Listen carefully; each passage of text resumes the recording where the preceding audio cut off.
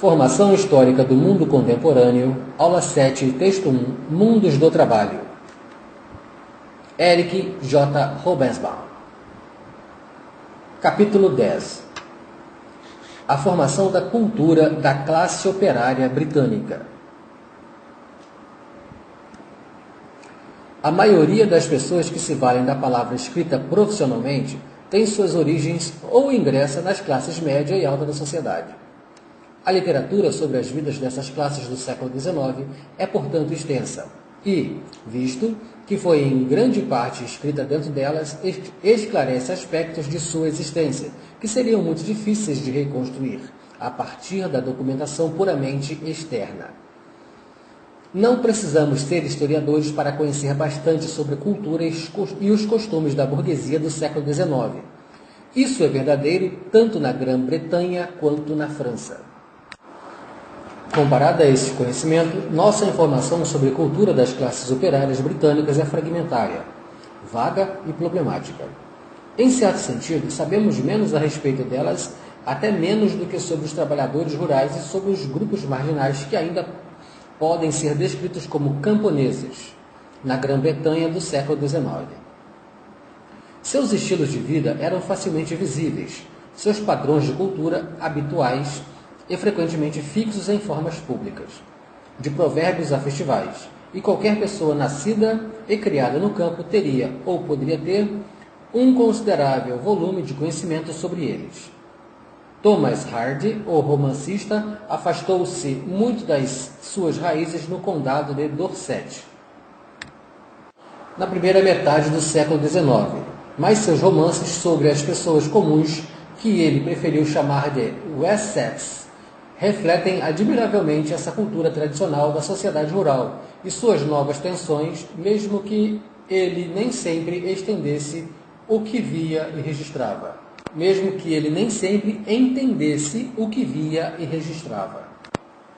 Mas as novas classes trabalhadoras urbanas e industriais viviam num mundo separado socialmente e às vezes topograficamente das classes médias e altas. As duas noções, como Benjamin Disraeli as classificava em 1840, eram nitidamente distintas e tinham pouco contato humano entre si. Atravessar da vida de uma classe para outra, mesmo dentro de uma mesma cidade de tamanho médio, era viajar por um país diferente e desconhecido ainda em 1940.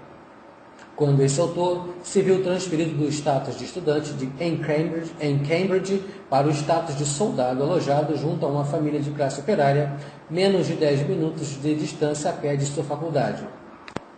Além disso, para a grande maioria dos que escreviam e publicavam a maior parte da vida do trabalhador, seu trabalho diário era totalmente desconhecida. Mesmo romancistas que deliberadamente escreveram sobre as vidas dos trabalhadores, como Disraeli em Sibyl, 1844, a senhora Gaskell em Mary Burton, 1848, e em North and South, 1855, e Dickens em Hard Times, 1854, permanecem horrorizados do lado de fora dos portões atrás dos quais o verdadeiro trabalho das classes trabalhadoras acontecia. Na maioria dos casos, portanto, nós encaramos a classe operária do século XIX de fora como um assunto para debate, para uma investigação social, para reportagem documentário ficcional. A quantidade de produção dessa natureza é enorme, a quantidade frequentemente bastante alta, principalmente no período em que o problema social atraiu a atenção especial, como nas décadas de 1830 e 1840, e a década de 1880 até 1914. Mas as limitações são óbvias. E quando trabalhadores escreviam publicamente sobre si mesmos, nos panfletos e periódicos do movimento operário, e em memórias e autografias relativamente raras, falavam frequentemente com vozes típicas devido ao fato, com vozes atípicas devido ao fato de pertencerem à minoria anômala que escrevia para a publicação. Mesmo quando os filhos dos trabalhadores começaram a tornar-se escritores profissionais no início do século XIX, permaneceram atípicos não somente devido à sua origem social, mas com relação ao seu ambiente familiar. Não seria sensato generalizar sobre a classe operária a partir da produção literária do primeiro grande romancista britânico de origem proletária. O filho de mineiro D. H. Lawrence, 1885 a 1930. A imagem da Grã-Bretanha no século XIX, deduzida da página impressa, é, portanto, profundamente distinta das características reais, pois este era um país em que, mesmo na segunda metade daquele século, uma grande maioria da população era composta de trabalhadores braçais não agrícolas, talvez 70%, segundo a estimativa do estatístico Dudley Baxter em 1867. Em muito pouco a respeito de suas vidas era conhecido por não trabalhadores. Quando foi concedido o voto para o parlamento a um número substancial de trabalhadores, através do Reform Act de 1867, um empreendedor jornalista da classe operária chamado Thomas Wright ofereceu às classes médias o que era, na verdade, uma série de manuais de apresentação e esta maioria desconhecida sob títulos como Some Habits and Questions of the Working Classes, 1867, e The Great Unwashed, 1868. O historiador deve, portanto, reconstruir a cultura da maioria do povo britânico através de suas pesquisas. Uma boa parte desse trabalho já foi feito, especialmente desde aproximadamente 1960. O processo de investigação continua até a década de 50. Este processo de investigação foi lento, porque os historiadores do movimento operário tendiam a concentrar-se sobre o estudo da ideologia dos programas e das organizações associadas ao movimento da classe operária, sobre a história de suas lutas e atividades da massa visíveis, desde os jacobinos britânicos, os owentistas e os cartistas, até os novos socialistas no fim do século XIX e do século XX. Desde as associações profissionais do século XVIII, passando pelas greves e os sindicatos do século XIX, até a greve geral de 1926. Entretanto, exceto em momentos ocasionais, o mundo dos militantes e dos líderes ideológicos nacionais não era o mesmo mundo da maioria. O autor do trecho citado, ele próprio, um membro da primeira geração que produziu intelectuais originários da classe operária em números substanciais, o que alcançou a idade adulta nas décadas de 30 e 40, é um dos pioneiros dessa investigação relativamente nova sobre as vidas da classe operária como distinta do movimento operário. Deve ficar claro que atados estiveram e estão organicamente unidos. A grande maioria dos trabalhadores podia não ter sido constituída nem de militantes, nem mesmo de trabalhadores organizados, mas especialmente a partir do final do século XIX, o mundo e a cultura das classes trabalhadoras é incompreensível sem um movimento operário que, por longos períodos, foi o seu núcleo. O termo as classes trabalhadoras, ou mesmo a classe operária, aparece na linguagem política da Grã-Bretanha nos anos que se seguiram ao fim das guerras napoleônicas.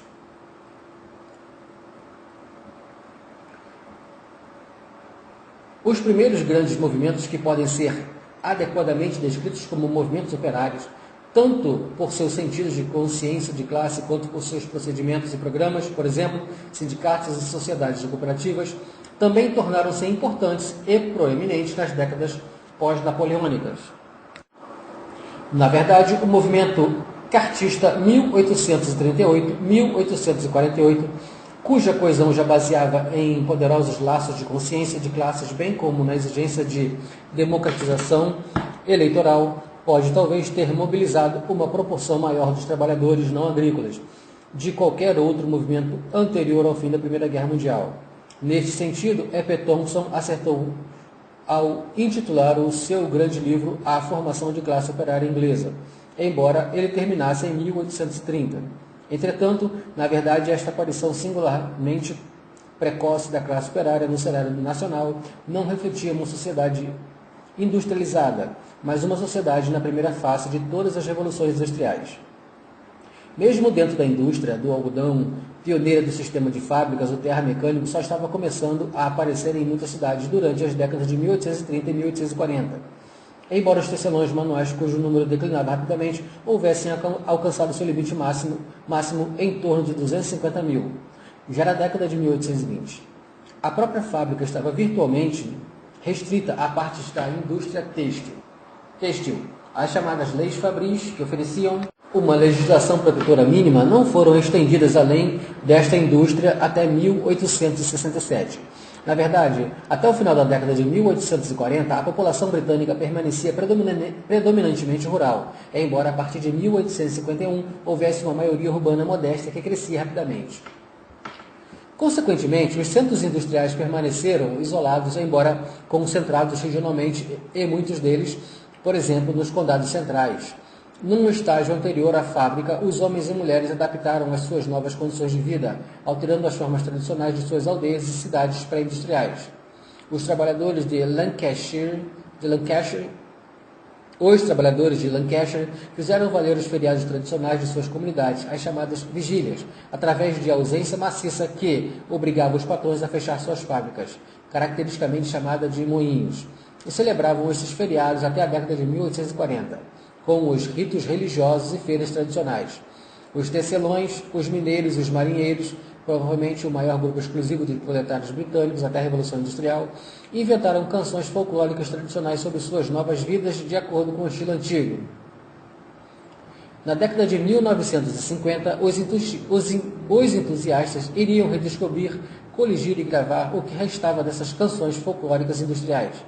Também é verdade que novas modalidades de luta e organização foram adotadas: a greve, o sindicato, a sociedade de auxílio mútuo ou solidariedade, que também funcionava como um centro de contato social. Entretanto, mesmo estas tinham um longo pedigree pré-industrial. A Associação Profissional de Trabalhadores Especializadas, que se tornou o sindicato do século XIX, pode ou não ser descendente das antigas ligas de artesãos, mas seu próprio vocabulário ainda reflete sua origem pré-industrial. Sua função era organizar os membros de uma profissão ou especialidade. Seus membros descreviam como oficiais. Os artesãos e os especializados hoje chamam-se artífices. Até nossos dias, os membros de um sindicato não usam um termo moderno para dirigirem uns aos outros, mas sim de irmãos. E foi essa experiência acumulada de tanto tempo de organização pré-industrial que forneceu grande parte da estrutura para a organização do novo proletariado. E os militares típicos do novo movimento eram, com algumas exceções, uma elite semi- ou pré-industrial. Dois associados trabalhadores do Instituto dos Mecânicos de Manchester, bem no centro da nova Grã-Bretanha industrial, somente cerca de 15% eram operários têxteis, quase 60% pertencia a atividades de construção e ao artesanato, e o restante consistia em artífices manuais que construíam máquinas. Os dados são médios para o período de 1835 a 1838. Muitos elementos de que mais tarde comporiam os estilos de vida, a cultura e o movimento característico da classe operária, podem ser remontados a esta primeira fase da Revolução Industrial,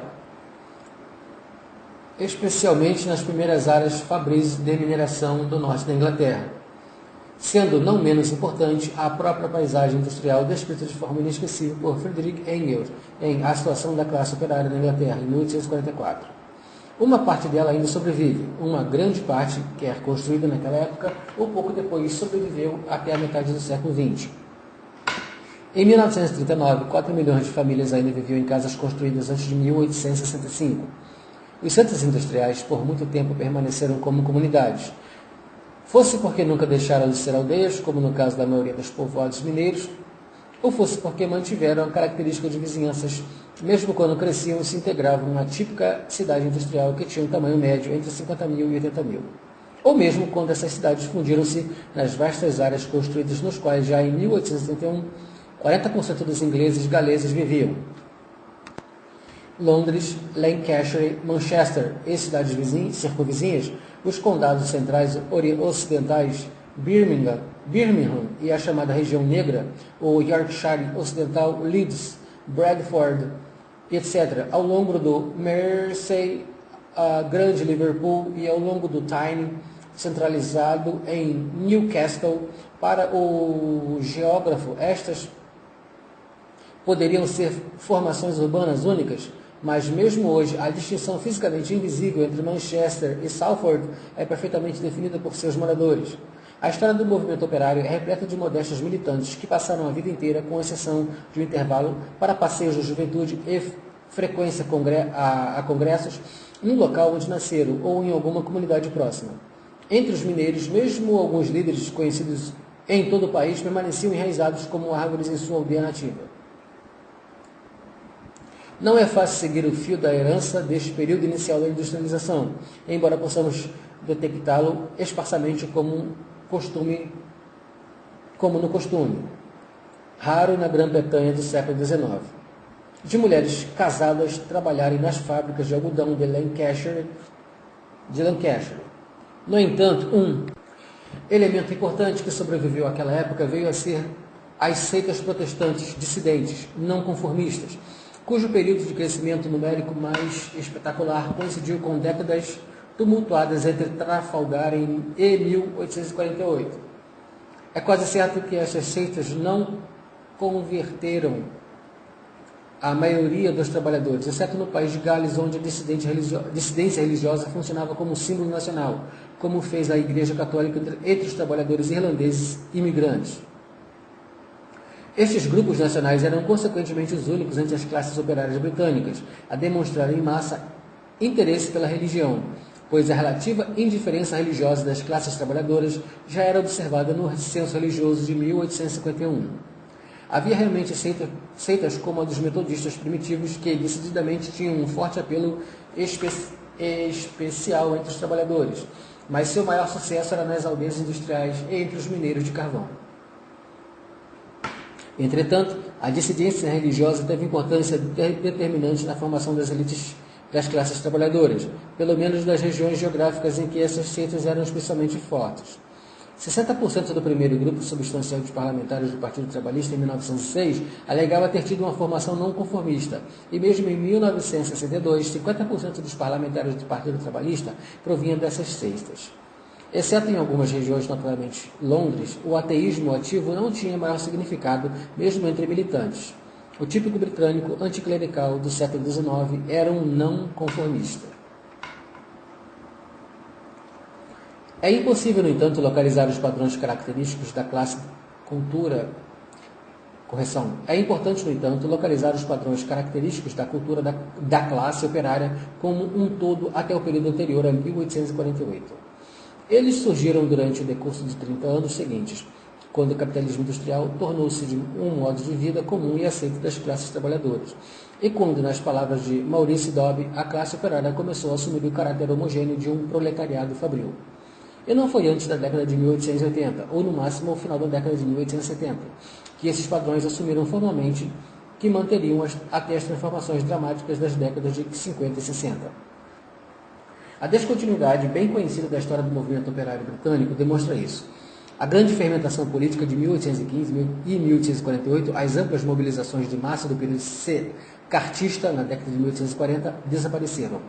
O desenvolvimento contínuo do movimento operário moderno e o Partido Trabalhista somente surgiram novamente com a redescoberta do socialismo e o chamado novo sindicalismo da década de 1880.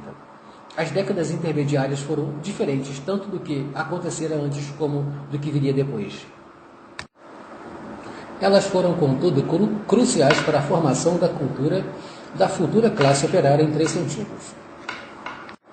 Primeiro, elas ensinaram aos trabalhadores que o capitalismo era nacional e, pelo menos até onde podia ser previsto, permanente. Não era nenhuma catástrofe histérica temporária como uma invasão ou ocupação estrangeira, nem um conjunto de tempestades econômicas locais das quais se podia fugir para regiões mais calmas. Os sindicatos aprenderam nas décadas de 1840 e 1850 que durante a Depressão era inútil enviar seus membros desempregados pelas estradas à procura de trabalho em alguma cidade onde reinasse a prosperidade. As flutuações e os movimentos da economia eram nacionais. Segundo, tornou-se dominante o padrão da Grã-Bretanha industrial, da fábrica mecanizada, embora ainda geralmente bastante pequena, da mina, da fundição, do estaleiro e da ferrovia, em contraste com a mera anomalia regional que fora o Lancashire, Lancashire. Em 1850, algumas das principais áreas industriais, os campos de escravidão de de Durham e do sul de Gales, os centros de construção naval da Escócia e o Nordeste mal tinham se desenvolvido, embora a Revolução Industrial começasse a transformar centros manufatureiros anteriormente dominados por artesãos.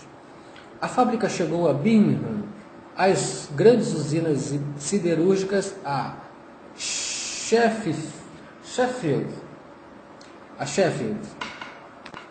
Terceiro, surgiu a estratificação, característica da classe operária. Foi um produto conjunto de uma forma arcaica de industrialização e do sistema de valores de uma confiante burguesia liberal que se tornaram dominantes à medida que as contra-ideologias perdiam seu impacto entre as classes trabalhadoras, como o declínio dos movimentos demasiado anteriores, de massas anteriores a 1848, bem como da expansão econômica. No alto da hierarquia da classe operária havia uma aristocracia operária, auto-reconhecida e reconhecida pelos outros como uma camada superior e até certo ponto separada dos restantes. Seus membros consideraram-se diferentes dos outros operários por sua especialidade, idealmente adquirida através de estágio como aprendiz e, consequentemente, por sua habilidade. E mesmo os que, obviamente, não possuíam nem um treinamento especializado nem a técnica de ofício, identificavam-se com o estereótipo do artesão. Na verdade, ambos podiam agir assim, porque ambos tinham sindicatos efetivos e com algumas exceções, entre as quais a fiação de algodão, um monopólio de homens. A maioria dos sindicatos na década de 1870 se estruturava sobre a impossibilidade de substituição de certos tipos de habilidade manual adquiridos após longos anos de treinamento e experiência. A aristocracia operária era respeitável em termos-chave no vocabulário social da Grã-Bretanha do século XIX. Era elogiada pela classe governante como os artífices inteligentes.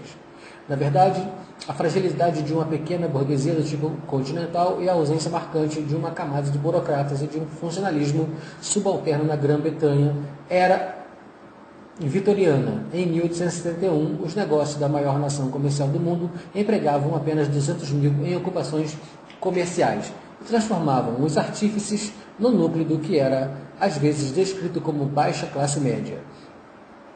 E, entretanto, como a pesquisa recente mais uma vez se demonstrou, eles se consideravam uma classe operária, até mesmo em alguns aspectos, os porta-vozes e líderes do restante dos trabalhadores manuais. É isso que era necessário, porque as vantagens econômicas e seu status dependiam de sua capacidade de organização, em sindicatos e associações cooperativas de consumo, e em sociedade de auxílio mútuo e de previdência. Por esses meios, e somente por eles, puderam manter a exclusividade relativa aos que separavam dos operários, e que os salvaguardava até certo ponto contra a insegurança. Eles estavam existencialmente ligados a seus inferiores, embora tivessem de mantê-los à distância. A aristocracia operária fornecia o modelo para um grupo bastante maior de trabalhadores estimados por observadores contemporâneos provenientes da classe média em torno de até metade da classe operária manual, embora talvez algo menor, do que aqueles que tinham ganhos razoavelmente regulares, que formavam, nas palavras de Charles Goff, o campo reconhecido de todas as formas de cooperação e combinação, isto é, de organização operária. Entretanto, vale lembrar que até no início do século XX, a porcentagem real de trabalhadores sindicalizados era não mais de 10 a 15% dos trabalhadores homens em 1901, com exceção das ocupações técnicas das regiões e de indústrias específicas. O restante abrangia desde aqueles vagamente classificados como trabalhador não especializado, mas que incluía muitos grupos, como a maioria dos ferroviários, que podiam ter se organizado através de formas de sindicalização diferentes da dominante do sindicato por ofício, até a grande população marginal e subproletariado das grandes cidades, ainda aqueles forçados a se privar de todo autorrespeito e ao aceitar a única forma de previdência social existente, a lei dos pobres de caráter penal. A autobiografia de Charles Chaplin oferece um quadro vibrante do que significava ser um pobre. Levantamentos sociais ao final do século revelam que em torno de 40% da classe operária vivia abaixo ou na chamada linha da pobreza. Finalmente, as décadas após 1848 assentaram as fundações para a cultura da classe operária subsequente. porquanto, à exceção da lei dos pobres, algum controle legal das condições e horário de trabalho após 1870, o fornecimento de instrução primária pelo governo, elas deixaram o abastecimento de bens e serviços à classe operária quase inteiramente a cargo de suas próprias organizações voluntárias e a cargo daqueles negociantes, geralmente pequenos, que conseguiam tirar lucro do fornecimento aos pobres. A cultura da classe operária, que se tornou dominante na década de 1880, refletia tanto a nova economia totalmente industrial, o tamanho crescente da classe operária como o mercado potencial, quanto o aumento surpreendente nos salários médios reais durante o período em que o custo de vida baixou rapidamente, cerca de 1873 e 1896. Por volta de 1890 em diante, ela também refletiu uma consciência de classe crescente e o papel modificado e enormemente aumentado do Estado na vida nacional. O crescimento da classe operária era o resultado natural de uma economia ainda amplamente baseada no trabalho manual. Assim, o incremento na produção de carvão, a fonte de energia esmagadoramente dominante, exigiu um aumento proporcional no número de mineiros de carvão e, desta forma, até 1914, algo em torno de 1.250.000 homens, além de suas famílias, eram requisitadas pela economia britânica somente para essa finalidade. A consciência da classe crescente foi resultado não só do aumento das tensões de classe no período de chamada Grande Depressão, 1873 e 1896, e no período de rápidas alterações industriais que se seguiu, mas também da expansão dramática do emprego no setor terciário. Uma nova baixa classe média, essencialmente composta de empregados de escritório, inseriu-se entre o velho extrato dos artífices da classe média.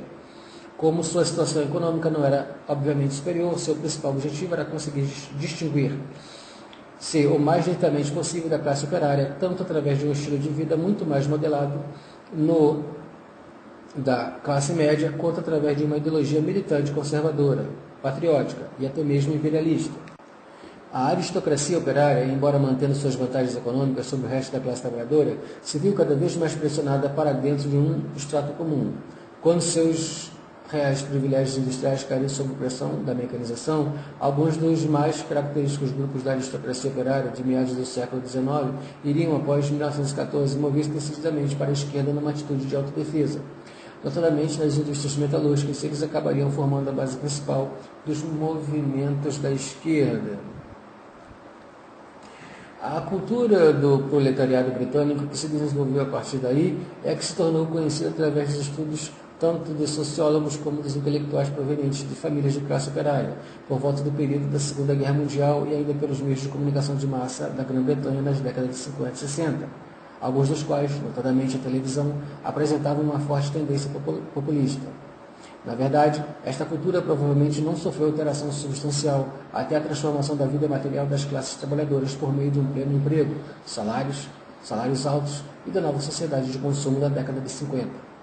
Pode-se argumentar que a velha cultura provavelmente atingiu seu ápice entre 1945 e 1951, pois foi este o período em que alcançou seu apogeu a sindicalização, como porcentagem da força de trabalho.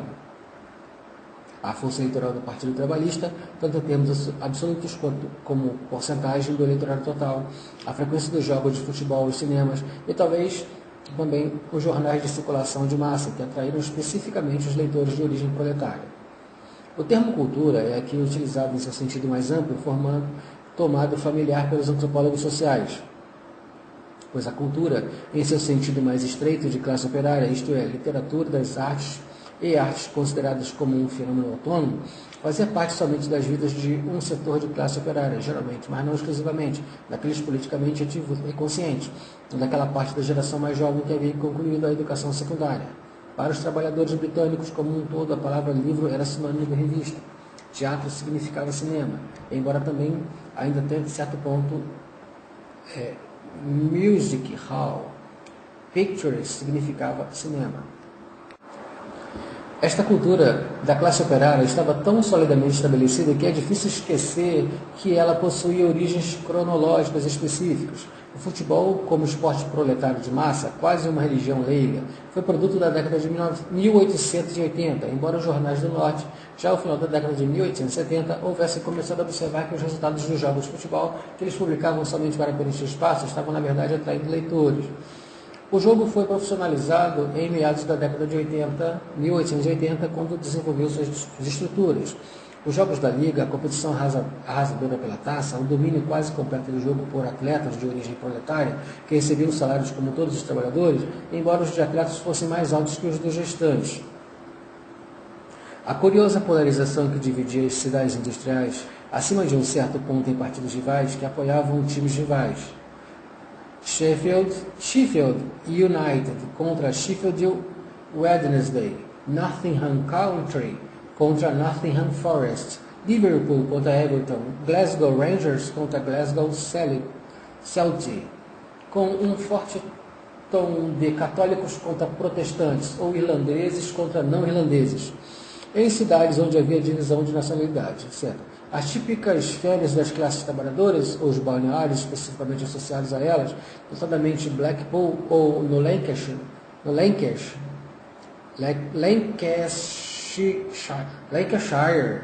também se formaram nas décadas de 1880 e 1890. O famoso bonezinho chato com pala, que se tornou o uniforme virtual do trabalhador britânico quando no lazer, e que ainda é registrado na história em quadrinhos do Andy Cap, Zé do Boné, que retrata os valores proletários masculinos tradicionais do Nordeste. Parece ter ganho notoriedade nas décadas de 1890 e 1900. Mesmo a lanchonete Fish and Chip, servindo peixe frito com batatas fritas, até a década de 50, o fornecedor universal de alimentos prontos não havia sido inventado até 1865 no Lancashire. Na verdade, esquece-se frequentemente de que nem mesmo o fogão doméstico havia entrado nos lares da classe operária até a década de 1860. Mesmo a forma característica da Semana do Trabalhador, tipicamente conhecida no exterior como Semana Inglesa, não prevalecera totalmente até a década de 1870, quando a prática de rasgar os proventos semanais nas sextas-feiras tomou o fim de semana, ou melhor, o trabalho, o principal dia para as atividades de lazer. O puritanismo proibia formas de diversão não religiosas aos domingos, embora essa proibição não se aplicasse ao costume de muitos trabalhadores adultos do sexo masculino de permanecerem na cama a manhã inteira lendo o tipo de jornal que apresentava reportagens meticulosamente detalhadas sobre crimes, violência sexual e todos os tipos de esporte. O St. Monday, a afirmação da independência do trabalhador e do artífice pré-industrial, imperava na década de 1860, quando era ainda melhor dia da semana para bailes, festas e comemorações de aniversário em Wolverhampton, para competições de remo ao longo do Tyne e para corridas em pé em toda a Inglaterra. Corridas a pé em toda a Inglaterra. Correr deitado é mais difícil, né, Marcelo? Somente a partir das décadas de 1880 e 1890, a High Street, a principal rua comercial das cidades e distritos da classe operária, pôde começar a adquirir o aspecto que manteria até a concessão dos supermercados. Ela foi resultado tanto da descoberta de um mercado de massa consumidora em meio à classe operária, quanto do imperialismo. A primeira levou a produção fabril os sapatos a partir da década de 1870, vendidos em filiais de grandes lojas. Um pouco mais tarde, a produção fabril de artigos de vestuário masculino, roupas, cosméticos baratos para a mulher, se tornaram negócio de porte somente no período entre as guerras. Este mercado consumidor também levou a produção industrial de geleias, molhos e conservas baratas, que participavam da transformação radical nos padrões alimentares. O segundo fator, o imperialismo, produziu cadeias de lojas. Firmas nacionais ou regionais com grande número de filiais, a cadeia Lipton's possuía 500 dessas lojas em 1914, que vendiam mantimentos provenientes do estrangeiro e carne congelada barata da Argentina ou dos Antípodas. As cooperativas relutavam em estocar esse tipo de carne, pois o artífice britânico preferia e podia pagar pela boa carne britânica. As fortunas dessas cadeias de lojas residiam em grande parte na venda de chá da Índia e do Ceilão, que começou a ser embalado num sistema de produção em massa em 1834. Após 1900, até mesmo produtos mais exóticos como a banana podiam ser vistos em quintandas e fruteiras populares. As gorduras provenientes das colônias formariam a base do império do sabão, da lever e o cacau provenientes das colônias e dos empresários, principalmente os Quakers, que satisfaziam o apetite limitado das crianças das classes operárias britânicas, especialmente das escocesas, por doces de chocolate produzidos em massa. Os trabalhadores britânicos, obviamente, não perderam suas características regionais.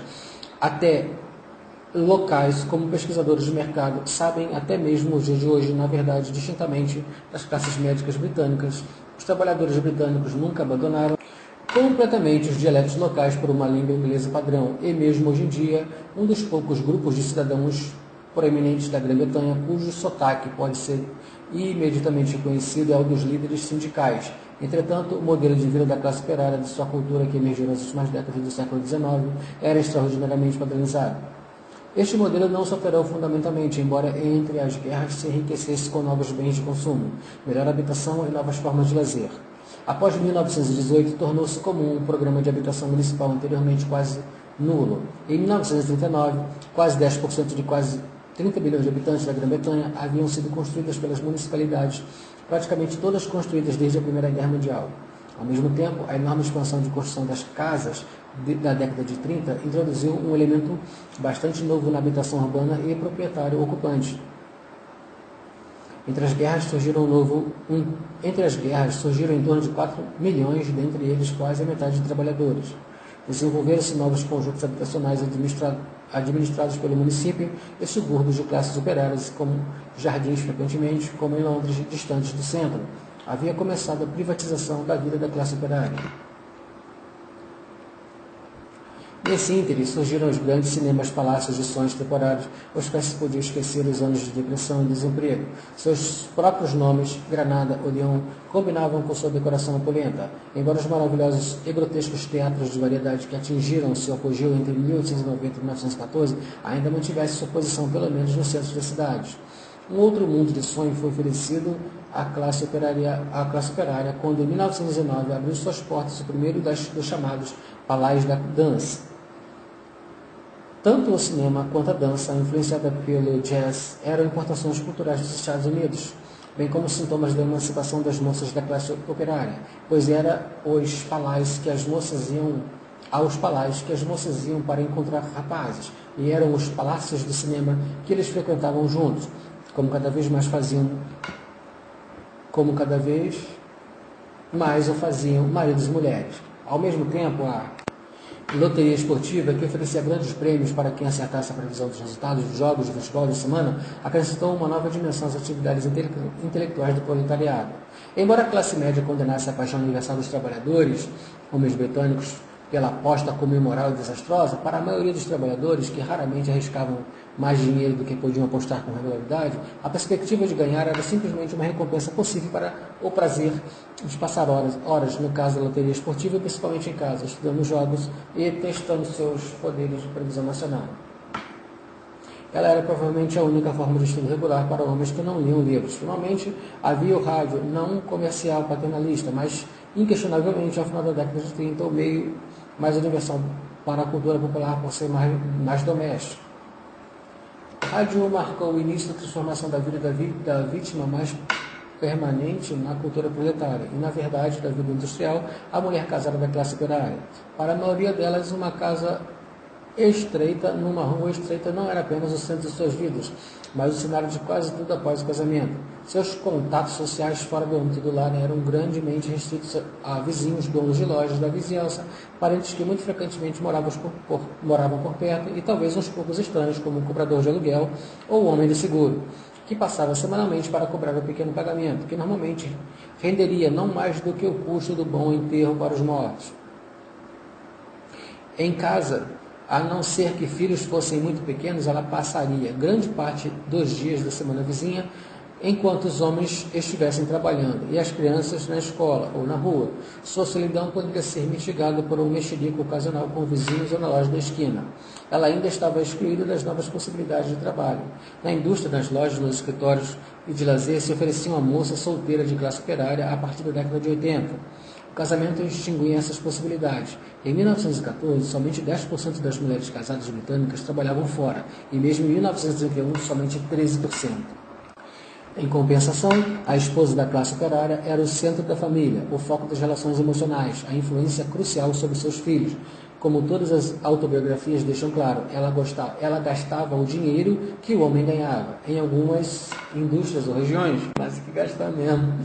Como em outros grupos de mineiros, O homem entregaria seu salário à sua esposa no dia do pagamento, e ela lhe devolveria uma parte a título de dinheiro para as despesas. Era mais comum ele entregar à esposa um valor para os gastos semanais e deixar a cargo dela utilizar esta soma da melhor maneira possível.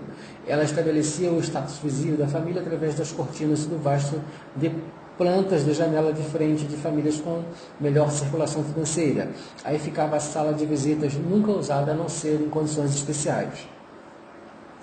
E através da batalha infindável contra a fuligem, a sujeira renitente, esfregando, polindo e pintando, aos 30 anos teria perdido muito de seu poder de atração sexual e teria desistido de tentar.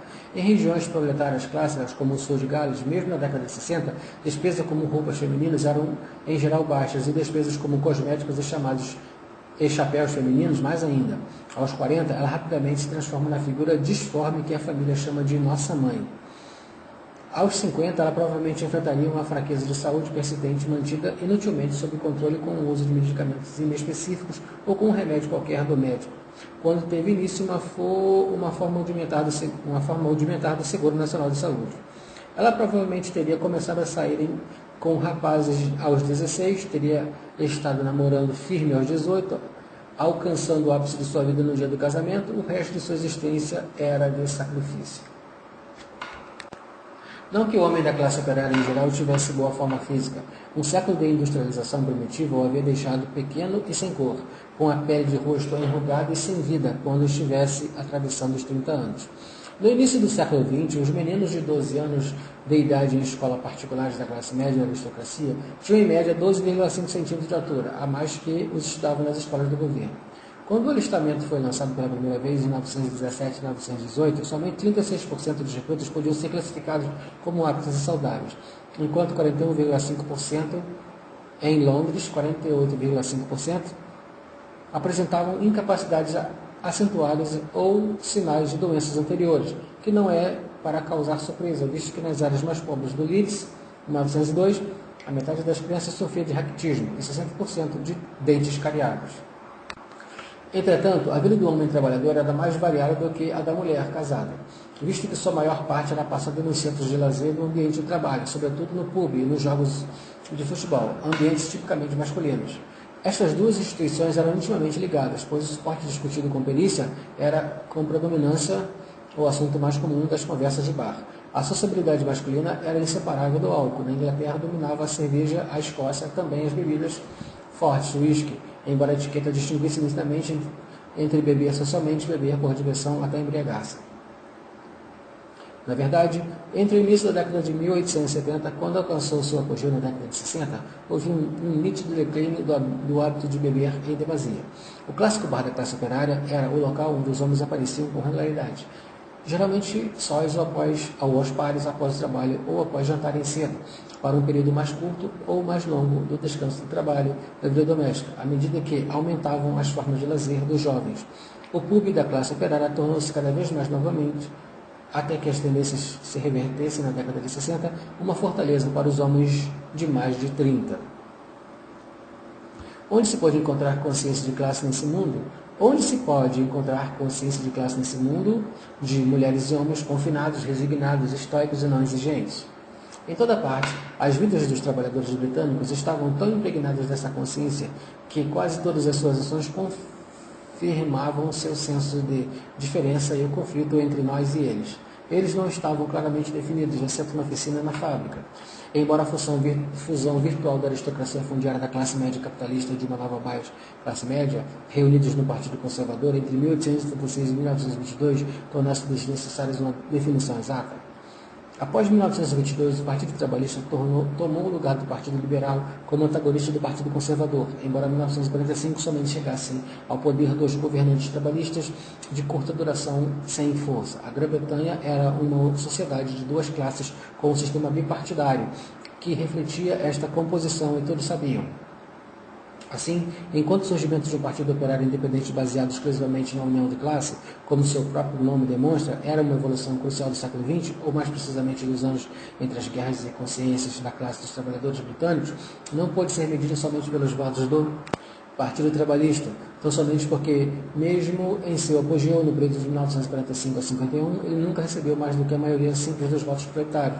Sem dúvida havia áreas na Grã-Bretanha, especialmente nos distritos dedicados à mineração do carvão ou em cidadezinhas provincianas, industrialmente especializadas, onde a classe operária e o movimento operário organizado coincidiam quase completamente, mas estas não eram a norma.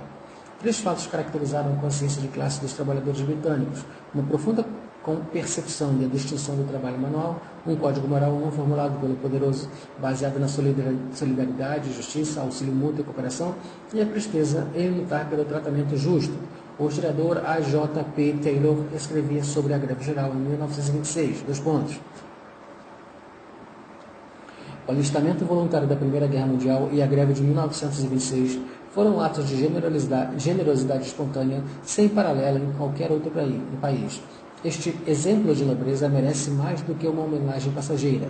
Os grevistas não pediam nada para si mesmos, não pretendiam desafiar o governo e muito menos derrubar a Constituição. Eles simplesmente pretendiam que os mineiros recebessem um salário que desse para viver. E mais uma vez caminharam para as trincheiras sem entusiasmo e com pouca esperança. Mas a generosidade não é a palavra correta. O que os dominava era a convicção moral de que as pessoas têm direito a tratamento justo, a um salário decente, uma vida difícil. Para uma vida difícil, as fatias justas, mesmo da pobreza, e foi nesse conhecimento adquirido ao longo de um século de industrialização que transformou a Grã-Bretanha num país de proletários. O conhecimento de que os trabalhadores devem ajudar-se entre si contra eles.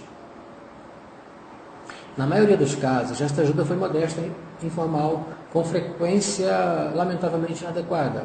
O Estado, a lei, as autoridades pertenciam a eles, exceto as municipalidades locais, controladas pelo trabalhismo. Uma vasta extensão da vida da classe trabalhadora, até 1914 e mesmo em 1945, transcorria numa rede de auxílio e confiança mútuas, em grande parte independente da lei. Nas oficinas, os homens sabiam que, mesmo os doentes e os idosos, tinham o direito de ganhar seu pão, e seus colegas se encarregavam de que isso fosse possível.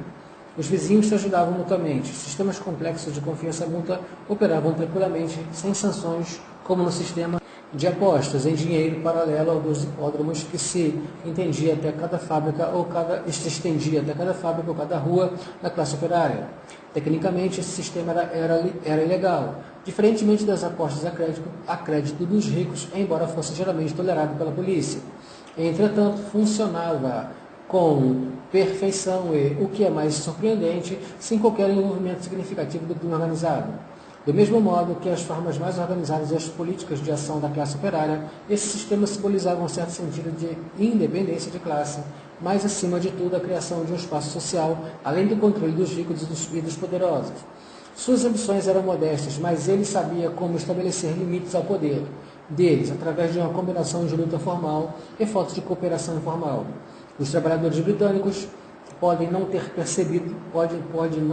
pretendido derrubar o sistema salarial, mas nenhuma outra classe operária atingiu o grau de controle por parte dos trabalhadores do recinto da fábrica que se tornou característico de tantas grandes indústrias britânicas. A elite dos militantes politicamente consistentes lamentava constantemente o fato das ambições de massas não eram maiores de seu interesse em ideologia, não ser acentuado muito, embora a grande massa dos próprios militantes, ativistas em sindicatos e no Partido Trabalhista não fosse suficientemente revolucionária aos olhos de uma margem geralmente marxista, que, desde a redescoberta do socialismo na década de 1880, operava à sua esquerda, normalmente com influência maior sobre os sindicatos do que a política eleitoral. O presente capítulo, repito, não se dedica ao estudo especificamente de sua história e composição social, ainda não foram investigadas de forma satisfatória. Elas provavelmente não diferiam muito de elites semelhantes em outros países, mesmo daquelas que continham um número muito maior de pessoas que se consideravam marxistas. Foram predominantes até a década de 1950, uma elite proletária, não só que relativamente poucos intelectuais de classe média eram socialistas, e não só porque o sistema social e educacional mantinha os jovens trabalhadores inteligentes, em sua maioria, no trabalho manual, mas também porque abandonar sua classe, mesmo às vezes por uma promoção a chefe de uma turma, era um tipo de traição. E como em outras partes, o movimento operário organizado não era somente uma forma de luta. Ele também representava para muitos de seus militantes uma forma de autodidatismo. Entretanto, apesar de serem rapazes e dedicados, os militantes eram uma minoria, embora entre as guerras, quando o Partido Trabalhista contava com talvez 250 mil homens afiliados e quase 200 mil mulheres, constituísse uma minoria substancial. Tal era, portanto, a cultura de classe operária britânica às vésperas da crise da mudança. As décadas de 50 e 60, entretanto, transformaram-na, integrando-a à moderna cultura de consumo britânica. Essas décadas também transformaram a sua própria cultura. Nos últimos 25 anos, a classe operária britânica sofreu alterações profundas. Hoje em dia, menos da metade da população ativa britânica consiste em trabalhadores manuais, e com exceção do grande complexo das indústrias metalúrgicas e elétricas, os antigos baluartes da cultura da classe operária, carvão, têxtil, construção naval, ferrovia, estão se extinguindo, diminuíram muito. Mas, da chance de todas as mulheres casadas hoje trabalhar, mais da metade de todas as mulheres casadas hoje trabalha fora. Os homens militantes da classe operária tiveram acesso à educação e são agora jovens militantes profissionais. O mais característico membro trabalhista do parlamento nos dias de hoje não é um mineiro ou um ferroviário, mas um professor de algum colégio inspirado ao status de uma universidade. Não são mais as praias onde venta muito no Lancashire anuais em massa do proletariado britânico em férias. As lanchonetes de fish and chips cederam lugar às lojas de alimentos prontos para servir. Em termos materiais, os ganhos foram enormes. Desde a década de 50, pela primeira vez na história, a maioria dos trabalhadores britânicos pôde viver uma vida condizente com o ser humano. Em termos não materiais, um estilo de vida está acabando ou já terminou.